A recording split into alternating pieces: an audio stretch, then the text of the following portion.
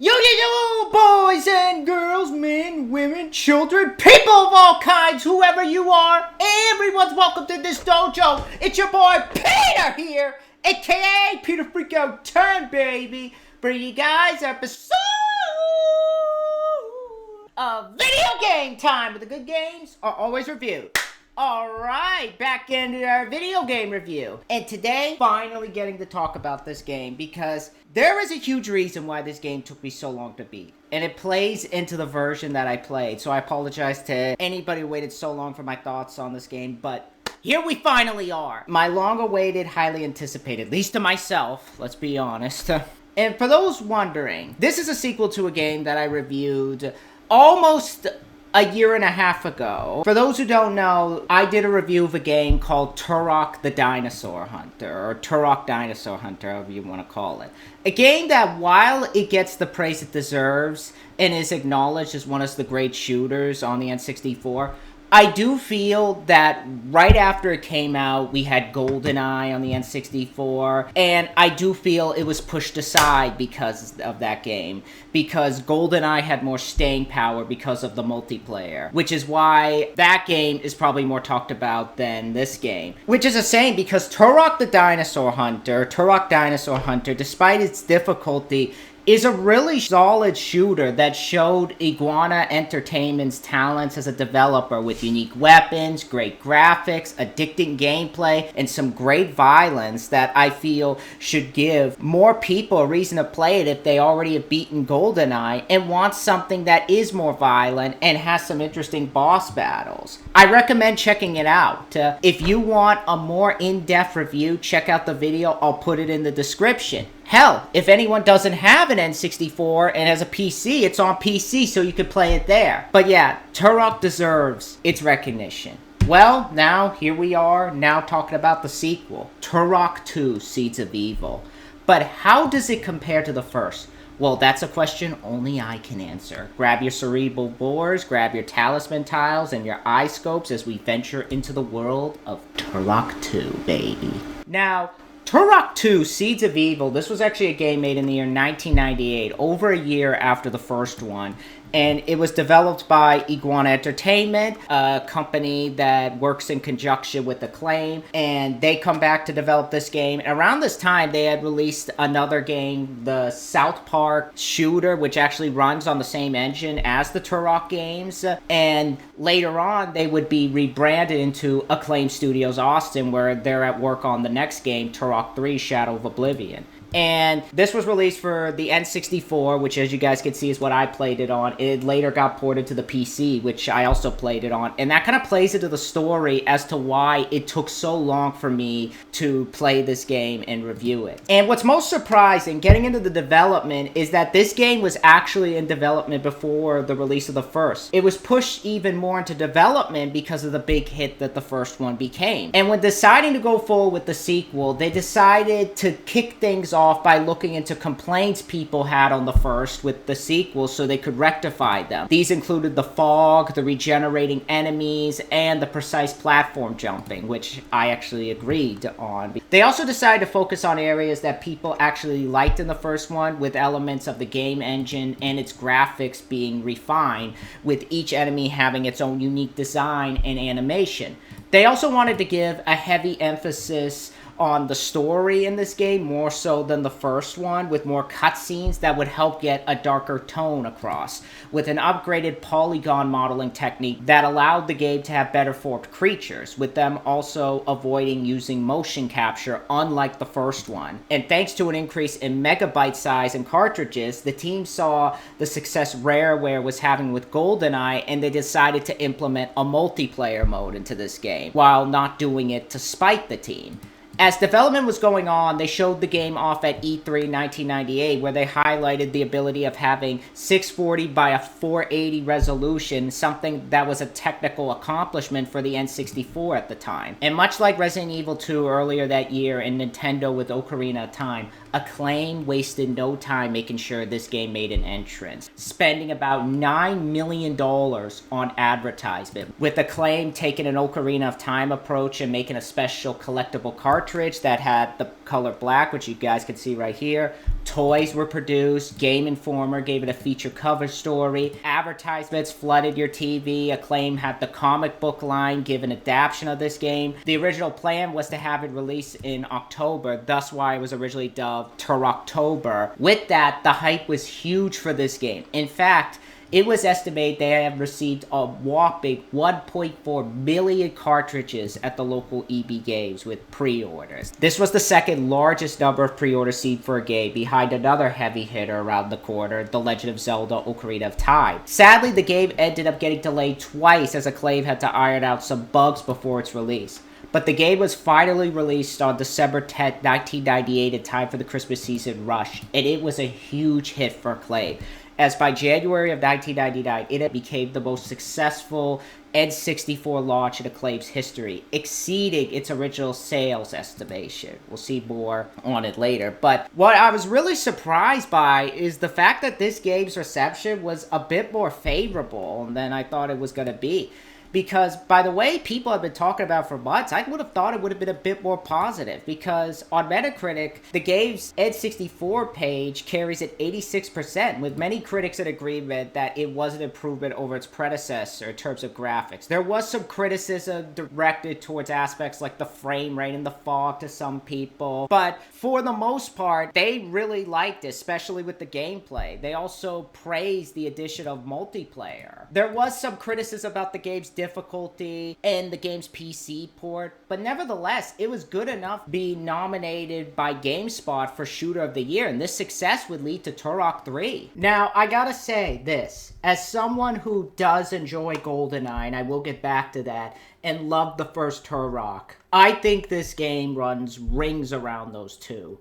Turok 2 is every bit as good as the first game, and it's everything that a sequel should strive to be in video game form. And not only that, of the Turok games so far, I think this is the best one. It's the type of sequel that shows what happens when a developer listens to their fans and fixes the problems that they had with the first, and even evolves beyond what was established in the first, which is what a sequel should do, in all honesty. And I'll go as far as to say, I think it's one of the best shooters on the N64. That's how great of a game it is. I'll explain why later, though. But getting into the plot of the game basically puts you in the shoes of a new member of the Turok line, Joshua Fireseed, who is a descendant of Talset from the first game. And because of the events in the first one, this caught the eye of the game's new villain, the Primogen, an alien race who want to rule over the Lost Land, and have basically managed to take over particular areas, one of which by tricking a group in that area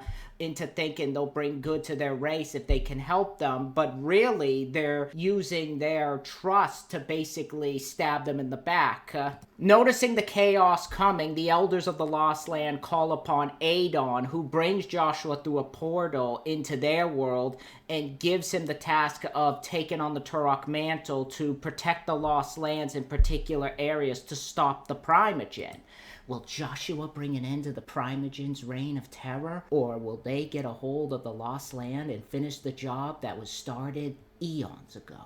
I think one of the ways Turok 2 improves upon its predecessor is in the story department. Whereas in the first one, you had to do a little bit of digging to really understand the story. Because at the beginning of that game, it just drops you into the Lost Land with no clear emphasis on what is going on and what is happening besides find the keys and shoot dinosaurs. You really had to read the manual and it'll tell you the story, what exactly was going on. Now, this one is more of a clear emphasis on the story. It is more so at the forefront, and I appreciate that. It makes the world feel expanded on than what was in the first one. I like that an emphasis is placed more so on the threat of the Primogen and their reign of terror, and just how the story ties into them being tied with the villains from the first game. It just feels more cohesive and coherent, and it just feels like there's a sense of a plot going on from A to B to C, whereas in the first one, it went to A, skipped B, and went to C. Not to say the story in the first one was bad, it just felt like an afterthought.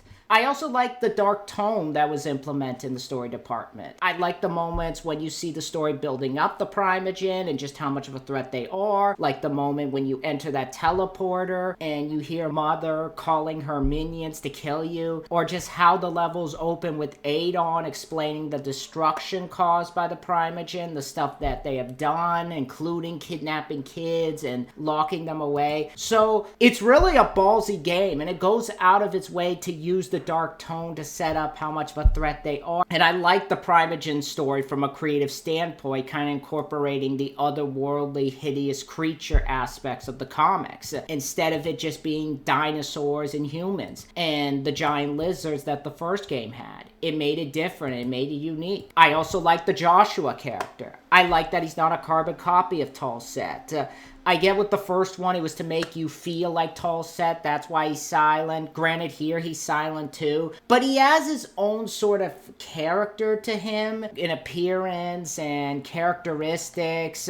Granted, this is an aspect that you have to read the comics to understand Joshua more as a character, which may be similar to the first, and how from a story side may seem like it has the same problems in that area on a story side. But from what they've shown off in the comics, I can forgive it because I like the character here. I like the idea of him being a teenager and kind of not believing about the idea of the Turok mantle, but he learns to grow and accept that mantle, so he has the mindset of a teenager. But here it does feel like there's a sense of an arc to him, so you could get behind him in this game. And I like how it's done here with him kind of going through and gaining new abilities. It really makes the game move at a fast pace and makes it feel like there's a lot going on in this game. That's why I feel the story is a huge improvement over the first. I appreciate Iguana Entertainment as well as Acclaim putting more of an emphasis on story for this venture. Now, on a technical side, I'm gonna say this. This game is also, in that area, a huge improvement over the first one. Because the levels themselves have much more variety to them, and each one knows how to distinguish itself from the other. You're not just in the jungle areas like you were in the first. Like the first level, you're on the port of Ardia, which is basically the boat port of the Lost Land. There's the Death Marshes, which is like the swamp area. You even get on the Primogen Lightship, and I like this one part where you open the door and the entrance to this one area has like this meat grinder that looks like that scene in Event Horizon. I don't know if they were drawing inspiration from that or if it was done around the time of Event Horizon, but I wonder if people have actually asked Paul W.S. Anderson, did you know Turok 2 actually has a level like your movie Event Horizon? Did they ask for that? Be funny. And it's also helped with the game's color scheme. They do a great job distinguishing one from the other with its color scheme. Like the swamp areas have more greens and browns, and the port area and the opening having more blues, yellows, and browns. Which is great because for the first, as great as it looked, it felt like the game just had one color palette to it. And it really feels here there's a sense of creativity to the levels that you play through, and they are surprisingly really large, which plays into the gameplay as well, as some may have to be visited twice, which is a blessing and a curse, as some levels do appear to be a bit too big, and sometimes when playing them, they don't do a good job distinguishing one particular area of the level from the other, because there's a lot of moments where there's no distinguishing characteristics that will help you tell one area apart from the other in those areas, and you'll find yourselves going in circle. Look no further than the infamous level, the Lair of the Blind Ones. That level is infamous. It is literally the water temple of Turok 2, as some people have said. And I can understand why, as it is so hard to find where you need to go. You'll constantly be going one way and find yourself going back there. And you'll think, okay, I'm going the right way, so I go this way, and you'll go back the way you came. That's how crazy it is, and it will only be till you notice it to change your way. That being said, I don't mind the maze-like structure for the levels. It adds a sense of challenge for each level and leaves it to the player to figure it out themselves. You won't be hand-holded the whole time. The game doesn't hold your hand. It expects you to figure it out yourself. And the game runs really well in some of the bigger levels, which surprises me, whether you're looking at the N64 version or the PC version. It maintains a solid frame rate with the help of the N64 expansion pack. For those wondering, yes. Right in there, that red thing right there. There are a couple of hicks, I will say, like when you use the flamethrower or the rocket launcher or when an explosion happens on the N64, there are small moments of chug that I did notice. But for the most part, it is actually very stable, especially on PC. However, I will say this, the game does use the expansion pack a bit too powerfully to a point that it does rely on it so much that there are moments when it overheats the system. And I noticed this because the game had moments where it froze on me or went to black. So I thought it was the fact that my system was dusty. So I gave it a good clean, getting the dust out, froze again. And so I did some digging. Apparently, I'm not the only one with this issue. There's an article on IGN talking about this. And the solution is to take the lid off the N64 cover where the expansion pack is so the heat can get out. Because when it's on there, it heats the expansion pack, leading it to freeze. But I also noticed some problems that I had with the save system in this game, which is why it took me so fucking long to beat this game. Because I don't know if it's this copy or the save system in general, because the save system itself is broken in this game. I've had numerous times where the game kept getting its save corrupted because I saved in a particular area, or I took the save cartridge out of the controller and put in the rumble pack, something that the game encourages you to do. And this eventually kept happening so much to a point that I was like, fuck this, I'm moving to the PC version. So again, I don't know if it's my version or this is a problem that a lot of people had. It seems to be a problem that a lot of people had, but it pushed me to finish it on PC. Maybe one day I'll try it again on N64, but it was so fucking annoying. With that said, that doesn't take away the effort that the team in Iguana put into this game, because various little things that made the first game great are improved here, and it's hard to not overlook those. In particular, like the gun models look a lot better than they did in the first. I actually like the models the most here than I do in the first one. Hopefully Turok 3 keeps that going. But I do think they get a bit more creative with them here. I'll get deeper into what is old and new, but the animations are much better here than they were in the first. The enemy variety is much better than the first. A lot of the enemy types from the first make a return. The dinosaurs themselves obviously make a return, but you also get the leapers, pure Lin, and the mantids. But here they are a bit more at the forefront. But there is a host of new enemies, like the entrail, which are a species descended from the T-Rex, and they shoot these lasers. There's the Sister of Despair, which are these ghostly demonic figures that summon these zombies out of the ground. The blind ones, which are like these troll-like monsters that you fight in the cave. There's the raptoids, which much like the entrail are these reptilian creatures descended from raptors. You also have small enemies to fight like cave worms, spiders, which I know a friend of mine may be frightened to play those levels because he has a fear of spiders. But there's also these members of Oblivion with these big-ass armors on them. Bosses also make a return, and they are much better designed here than they were in the first. They're bigger, they're meaner, and there's a sense of just, oh my god, I am fucked. I'll get deeper into the bosses later, but that's just the tip of the iceberg. There's just so much better detail on the creatures, especially in the movement they have. You won't see them doing the same animation over and over and over again. Each enemy has its own distinct movement that gives it a sense of personality and speed, its own attack styles, and that also applies to the bosses. But that also ties into something else. When you shoot the enemies, they're gonna make a big old mess, something of which you were able to do in the first. But something I gotta say to that is, if you thought the first game was violent and gory, ho, you ain't seen nothing yet. Because this makes the first game look like SpongeBob. Shit you not. Because I'm gonna say this right off the bat, this, along with Soldier of Fortune, has some of the best gore effects I've seen for a shooter, because with the help of the updated version of the engine, they were able to get more animations going depending on whatever part of the body you hit. If you shoot them in the chest, you'll see a big hole through their body and chunks will fly everywhere. If you shoot them in the leg, their leg will be gone and they'll be on the floor holding onto it for dear life. Each enemy has its own color of blood, like the mantis have the color green.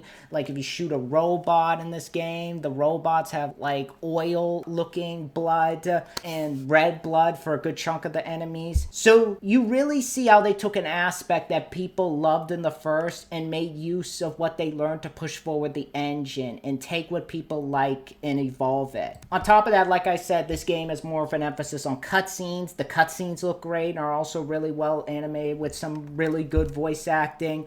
It's no Soul Reaver, Shadow Man, or even Metal Gear Solid, but it's definitely not Resident Evil 1. I'll tell you that. Along with that, the score is also great. Darren Mitchell returns, but I like here that he's not repeating the score that he did in the first game, but gave like a more robotic, like alien-like style to the score, so it meshes with this game's new tone. And each area has its own theme that really defines the area. But yeah, on a technical side, I'll say this is one of, if not the best looking games on the N64. But of course, you cannot finish a review of this game without talking about the gameplay. Now, just like the first game, it's a game where it's a first-person shooter and you're dropped into an environment. You shoot your way through the environment, killing all the Primogen as well as various forms of wildlife. Now, unlike the first though, this game takes more of an influence from GoldenEye, because unlike the first, which the only objective being was to make your way through all the levels and kill all the dinosaurs and collect the keys, this adds other objectives you have to do in a particular level before advancing. For example, later on in the game, in one of the levels, you have to destroy the Primogen's lab as they are making more members of the Primogen as well as various robots. There's another level that has an objectives where you have to save the children that were captured by the Primogen. So the objectives are more in line with GoldenEye or the later released Medal of Honor, whereas the first one was more in line with Doom.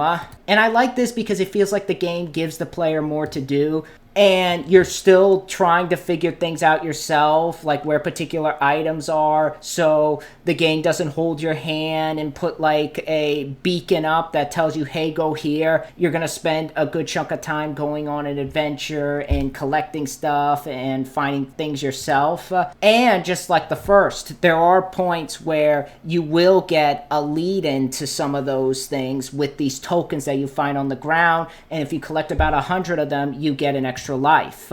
So once in a while the game will throw you a bone, but you may want to spend longer in those areas as they'll give you a chance to explore and find some secrets, and sometimes you'll find a certain thing in the area that you can get some extra tokens or a weapon early. So exploring is still a huge priority in this game, and the game encourages you to do it before advancing.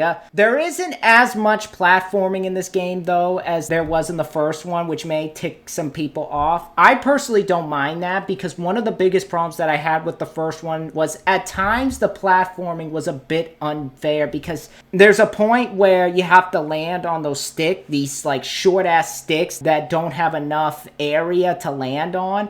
And the land detection is so unfair because you had to have pinpoint accuracy on where you land. And not helping matters was the fact that you couldn't keep the camera looking down as you jumped, as it'll spring up sometimes. So it made those parts harder to accomplish. Whereas here you have wider landing areas that require you to do platforming, and that makes it a lot easier. And I know this is something that David even pointed out in an interview that he acknowledges himself he had a problem with in the first one. And basically here, despite having various objectives that you have to complete, the main one is being to find various keys in the level that will lead to the next levels. And sometimes the game incorporates backtracking as the game introduces power-ups, as pretty much there's a particular key you have to get, or you have to get to a particular area to get something, but you can't do that because it'll either be far away or in the water, like in a infested water.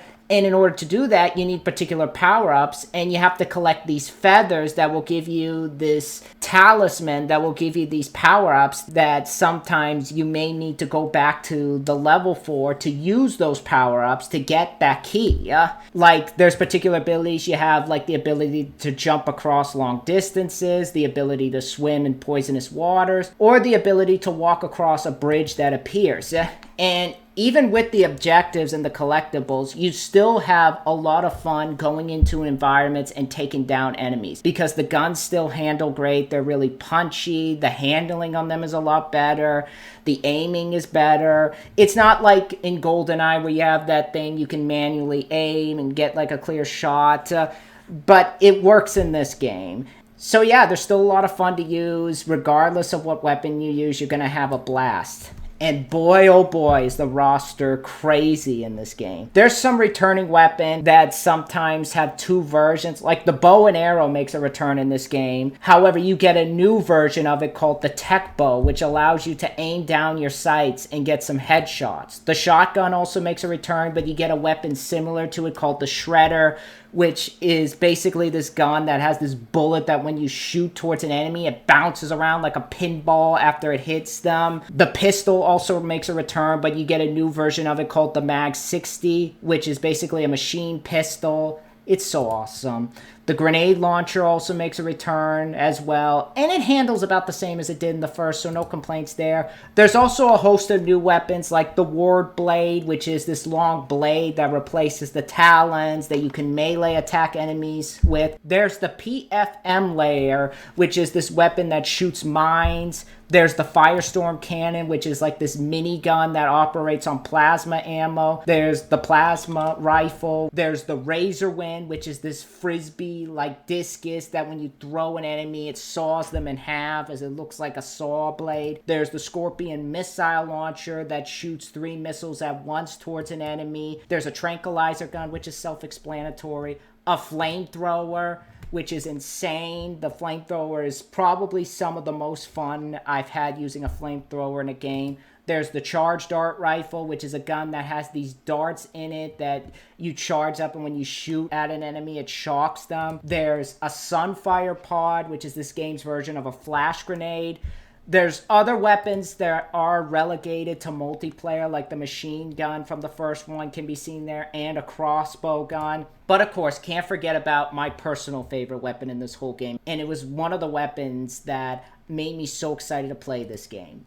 The Cerebral Bore, baby, which is this gun that when you shoot at an enemy, it goes right for their head, latches on, and drills into them with the sound of a dentist drill. It is awesome. It is probably the best weapon in this game. And just like the first game, you do have to collect some pieces to build a new weapon. In the first game, it was the Chronoscepter. This time, though, you have these power pyramids that you have with members of Oblivion that basically will attack you, and you have to shoot them as they'll lock you in there and kill each one of them, and that'll open the door, and you have pieces to get, and all these pieces together form the nuke, which is this gun that you power up and it'll shoot this ball that blows up its opponents and everyone around you. And the game also incorporates, I guess you could say, a turret section, because it allows you to get on the back of a dinosaur with guns on it and shoot your way through enemies. And sometimes if you press the up button twice,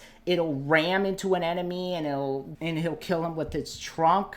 That was awesome. So yeah, it seems like the team at Iguana really took the creative side from the first that they started with and really ramped it up in this game. And honestly, I wouldn't have it any other damn way. I know there's some people who like the jungle stuff more in the first and how held back that game was. I don't know what they're smoking. I'm sorry to say. I like it more in this one, where it gets creative and they build upon the first one and what they did so well with it. If you like it, that's fine. I'm just joking around, but I like that they went all for it with this game. I'd rather it be something creative than just them doing the same thing all over again, because I love when my games get creative and it makes me want to play them over and over again. I mean, why do you think people love the BFG and Doom? I feel the same applies here. There's also various tools you can use to get through the game, like a torpedo launcher that allows you to swim faster underwater and shoot torpedoes at enemies, a harpoon gun. So things that may be used one time in any other game will benefit you the rest of the game here. But none of that would matter if the game didn't have any good control. And I can tell you this. David lived up to taking a lot of notes from people who had complaints about the first one. The controls in this game are so much better than they were in the first, and I think some of the best controls on the N64. I dare say probably better than goddamn GoldenEye. Yeah, I said it. Even though I like GoldenEye's controls, this is much better.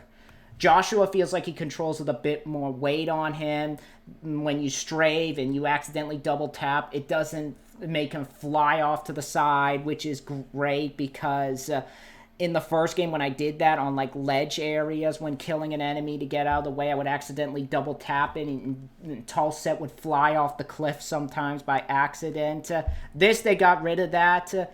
I also like the fact that they got rid of the fact that when you look down, like say when you're platforming and you look down, the camera doesn't snap up when you let go of the joystick and instead stays down when trying to jump, which is something you want when you're doing platforming, as you want to see the environment and study it, and also something you want for a first-person shooter of this caliber. You want to have good camera controls. You want to be able, like, when you're sniping the enemy, the sniping feels really good, and you have great weight on the guy you play as. Along with that, the enemy AI is much smarter than it was in the first, whereas in the first, they would just see you, and they would start running towards you and start attacking you. Here, though, they'll try to move out of the way when you're shooting them or roll. If they see you from afar, like, say you're walking somewhere and they're like up here and they see you, they'll like say you're right here and they'll see you from up here, they'll start shooting at you from up there,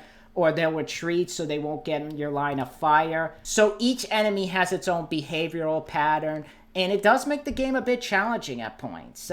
Now, after finishing these levels, you get one of two things. You basically have to protect this beacon for Adon, which kind of serves as what you learn throughout the whole game with the new weapons and kind of test practicing them for the next level. The boss is coming up. It's fine for what it is. I don't mind it. As long as I get to shoot more enemies, I have fun with it. But then there are the bosses. And the bosses are insane.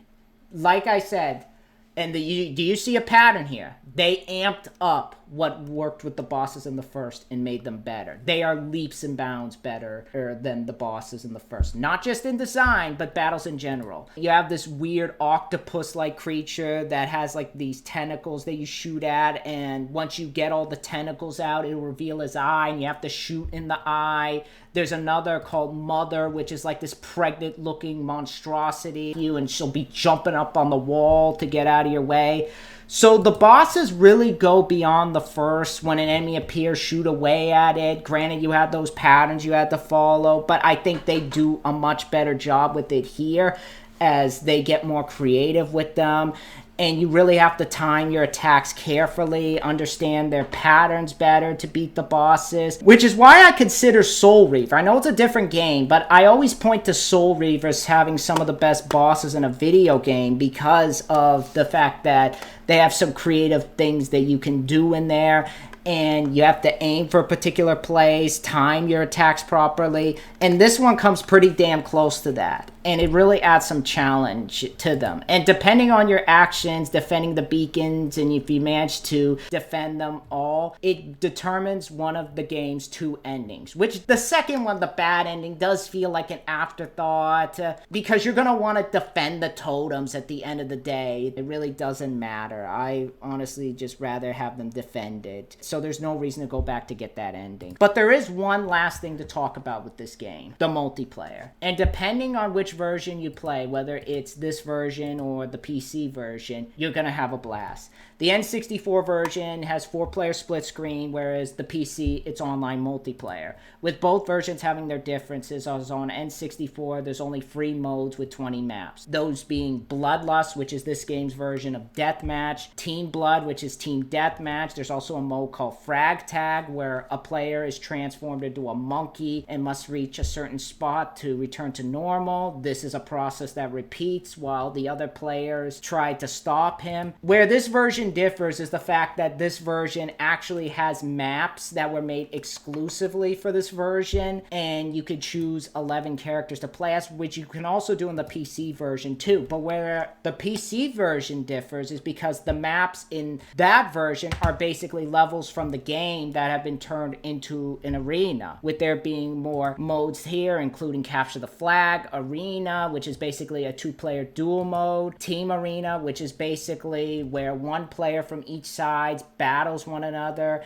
in an attempt to make it to the top. If that one person from each side dies, the other person takes over, and so on. So there's a lot more of an emphasis on team modes in this version, and the PC version has about 35 maps now. So if you're going to play the multiplayer and you have both versions like I do, it really depends on where you are at the moment. If you have some friends by you to play with, I recommend playing the N64. And you just want to play the simple deathmatch and are fine with less mode. But in terms of content, I recommend playing the multiplayer on PC, since there's a version on Steam called Rock Match, which allows it to be played anywhere, and you can join through servers, and content is crazy. But in both versions, you're able to change your settings as to what other players want. You can set the limit, so there's a lot of customization to the multiplayer, and you can pick your characters. You can even choose to be a raptor who attacks with its claws. That is really cool. So it's an addicting mode. It really comes close to GoldenEye in its multiplayer. And it's also fun to take a gander at some of the weapons that weren't in the single-player mode and see them in action here. And even with PC games, I think it's some of the best up there with Kingpin and Soldier of Fortune. So yeah, the modes definitely feel like they offer a sense of fun and variety that makes you want to get together with your friends and play again and again. I think you guys get it, though. I've gushed enough about this game, but I can't help it. I adore it. I've already touched upon some cons, I will say, but if I did have one other one, I would have liked there to be more moments with the turret dinosaur. That would have been cool to do more of, because with his introduction, you'd think he was going to play more into the game. Unfortunately, no. There's only one level for him, and then it's gone. It would have been cool to see it used in other environments and adding some challenge to the player to learn some new stuff using this thing in a new environment, so it would have been cool there. But alas, that's not the case. It is what it is. But at the end of the day, some may be seeing that as a nitpick. I just wish that they kept that in there, because it was some of the most fun that I've had on a turret section. And I like turret sections because they can vary the gameplay. I know some people don't like them. I never had a problem with them. But bottom line, Turok 2 is a violent, bloody, fun, and albeit challenging romp of dinosaur chaos that evolves the series beyond the first one. So if you like the first Turok, I highly recommend you check out Turok 2 Seeds of Evil. You won't be disappointed. And it makes me excited to see where they go with Turok 3 Shadow of Oblivion. But if you haven't played Turok 2 yet, pick it up. It's worth the price. So when it comes down to it, my final rating for Turok 2 Seeds of Evil is a 9.4 out of 10. And it deserves it. It therefore gets the Alexandria seal of approval. Definitely, I think, one of my all-time favorite shooters, and definitely one I see myself replaying a lot. Turok has raised the bars for shooters with me, and it makes me excited to see where that bar goes with 3. So, yeah, that is my review for Turok 2 Seeds of Evil, and next time I am going to do my review on American Psycho, so be on the lookout for that. I'm writing that up soon. I'm also this weekend going to be watching Mission Impossible finally, so I'll get a review of that out to you guys in time for Mission Impossible 2. That's really what's to come right now. Also Shanghai Noon I plan to review, so be on the lookout for those. For right now, though, I will see you guys later. Let me know in the comments below what you guys think of Turok 2 Seeds of Evil. Is this your favorite Turok so far? Which is your favorite? I'd love to know you guys' thoughts in the comments below. Be sure to rate, comment, and subscribe, and I'll see you guys next time. Bye.